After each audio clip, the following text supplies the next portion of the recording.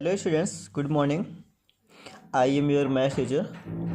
Students, as you know that I have given you the solution of question number 1 to 6 of exercise 10.1 in our previous video and PDF. So in this video and PDF, I will give you the solution from question number 7 to 12 of exercise 10.1. So let us start the questions. The first or seventh question of this video and seventh question of exercise is, if AD, BE and CF are the three medians intersecting at G. अगर AD, BE और CF ये three medians हैं जो G पर intersect कर रहे हैं, measure करना है आपको AG एंड GD. तो आपको AG और GD मेज़र करना है. Find a relation between AG and GD. तो आप देखेंगे यहाँ पर हमने एक ट्राइंगल ड्रा किया है ABC. ये इसके मीडियंस हो गए AD, BE एंड CF. ये इसके मीडियंस हो गए. अब यहाँ से अगर हम AG को मेज़र करते हैं और GD को मेज़र करते हैं तो in triangle ABC, AD, BE and CE are the medians and G is the centroid. आप जानते हैं इसको सेंट्राइड कहते हैं और ये जो अपोजिट वर्टिसेस इसको अपोजिट साइड से हम मेज़र करती हैं उसको हम मीडियंस कहते हैं. Hair AG equal to 2D हो जाएगा. आप इसको मेज़र करेंगे तो आप देखेंगे कि AG की जो लंबाई है वो GD की डबल है. तो इसको इक्वल करने के लिए हम 2GD कर देंगे. Hence the length of AG is double the length of GD. इसलिए हम कह सकते हैं कि length of AG is double the length of GD. तो AG की लंबाई GD की डबल हो जाएगी. आगे क्वेश्चन नंबर 8 है, in triangle in right angle triangle PQR. एक राइट एंगल ट्राइंगल है PQR.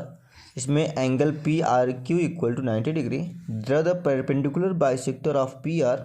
यहाँ पर आपको PR का परपेंडिकुलर बाइसेक्टर ड्रा करना है.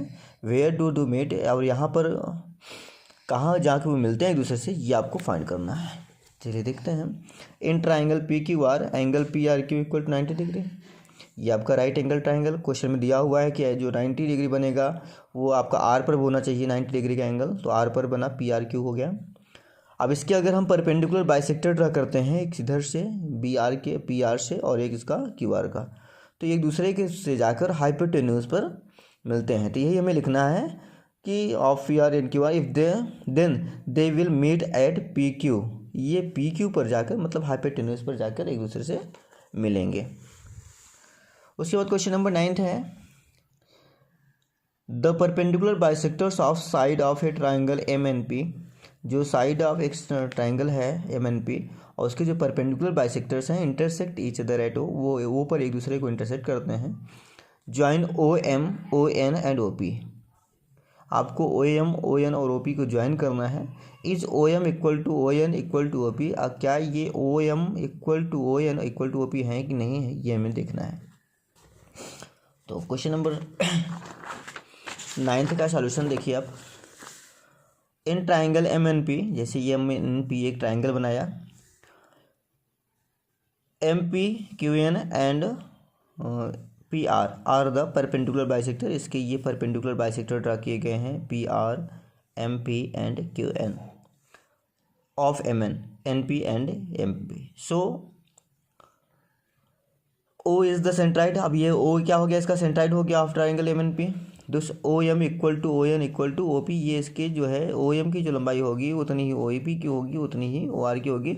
बट आपको ये ध्यान देना होगा कि आपका ये जो पॉइंट्स आपने लिया है ये परपेंडिकुलर बाइसेक्टर होने चाहिए. तो आप मेजर करके चेक कर सकते हैं कि सभी लाइंस जो है वो एक दूसरे के इक्वल हो जाएंगी जितने भी बाइसेक्टर्स हमने ड्रा किए हैं.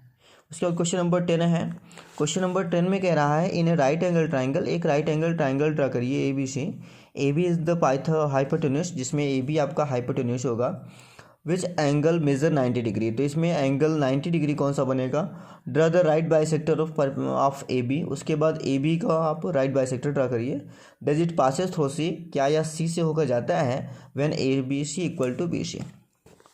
तो पहली चीज़ आप ध्यान दीजिएगा कि हाइपोटेन्यूस आपका AB है तो इसका अपोजिट जो होता है हाइपोटेन्यूस का अपोजिट एंगल जो होता है वही राइट एंगल होता है, 90 डिग्री का बनेगा. तो एंगल C जो है वो आपका 90 डिग्री हो जाएगा. So angle C measure 90 degree, ये हमें क्लियर हो जाएगा. दूसरी चीज़ आपको ये ध्यान देना है कि BC और AC की लंबाई जो है वो सेम होनी चाहिए. अब उसके बाद इसका हम जब बाइसेक्टर ड्रा करेंगे अगर ये सेम नहीं होंगी तो नहीं हो पाएगा। तो ये आपको ध्यान देना है कि ये जो राइट एंगल ट्राइंगल है ये आइसोसेलेस ट्राइंगल बनेगा जिससे कि ये इक्वल हो जाए। तो यहाँ पर अब इसको बाइसेक्टर ड्रा करेंगे तो ये सी से होकर अब देखेंगे जाएगी। तो here perpendicular bisector of A B pass through C, ये सी से होकर जा रहे हैं when A C equal to B C, अगर ए सी की और बी सी की लंबाई सेम है तब, अगर नहीं सेम होगी तो नहीं जाएगी, ठीक है ना। उसके बाद क्वेश्चन नंबर 11 है आपका, इसको आपको खुद से फिल करना है। अगर आपको कोई प्रॉब्लम होती है तो आप लाइव क्लास में आके पूछ सकते हैं। फिर क्वेश्चन नंबर 12 है, name the triangle in which two altitudes of the triangle are two of it side. तो राइट एंगल ट्राइंगल में जो टू साइड्स होती हैं वो एक दोनों एल्टीट्यूड होते हैं। अगर एक को हम बेस किसी को भी हम बेस या दूसरे को एल्टीट्यूड कर सकते हैं। तो वही यहाँ पर कह रहा है, name the triangle in which two altitudes of the triangle are two of it side, जिसमें टू एल्टीट्यूड्स ही टू साइड्स की होती हैं, तो ये राइट एंगल ट्राइंगल होता है। ओके, तो ये आपका क्वेश्चन नंबर एक्सरसाइज 10.1 का सॉल्यूशन रहा। अगर आपको इसके बाद भी कोई प्रॉब्लम है तो आप लाइव क्लास में या फ़ोन करके पूछ सकते हैं। Okay, thank you.